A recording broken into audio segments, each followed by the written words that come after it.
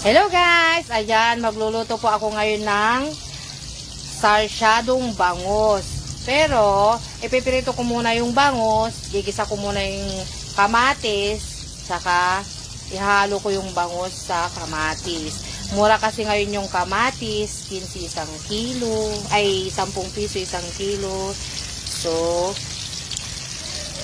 ayan guys, pipirito na ko na po yung bangus. Yan.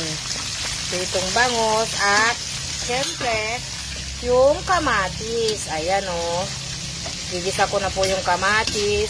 Dahil mura ngayon yung kamatis dito. 10 piso, isang kilo.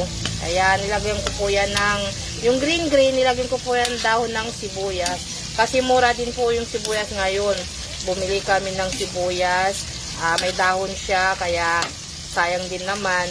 Ilagay ko na po dito sa ginisang kamatis. Ayan.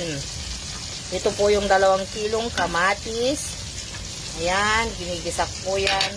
At syempre, itong bangus na pinipirito ko. So, ayan. Pirito ko muna yung bangus para ayan.